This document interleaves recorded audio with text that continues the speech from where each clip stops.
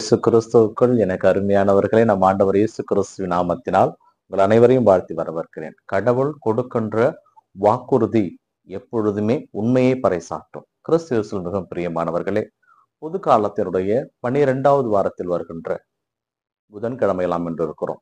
இன்றைய வாசக சிந்தனைக்காக நமக்கு கொடுக்கப்பட்டிருப்பது முதல் வாசகமாக தொடக்க நூலிலிருந்தும் நற்செய்தி வாசகமாக மத்தேயு நற்செய்தியிலிருந்து நமக்கு செய்தி கொடுக்கப்பட்டிருக்கிறது. இதிலே ஆண்டவருடைய வார்த்தையை கேட்டு தன்னுடைய எல்லாவற்றையும் இழந்து வந்த ஆபிரகாம் ஆண்டவரை நோக்கி முதன்முறையாக கேட்கிறார். ஆண்டவரே, எனக்கு என்ன தருவீர்?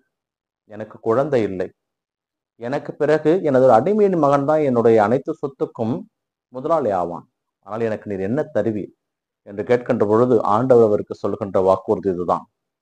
வானத்து விண்மீன்களைப் போலவும் மணலை போலவும் உனது சந்ததியை நான் பெருக்குவேன், கவலை கொள்ளாதே என்ற வாக்குறுதி ஆண்டவர் கொடுக்கிறார்.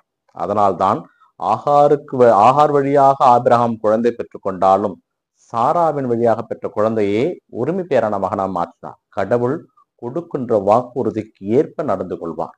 கிறிஸ்து மிகவும் பிரியமானவர்களே, நற்செய்தி வாசகம் ஏறத்தாழ போலி இறைவாக்கினர்களை குறித்து இருக்கிறது. ஆண்டவருடைய வாக்கு உண்மையானது.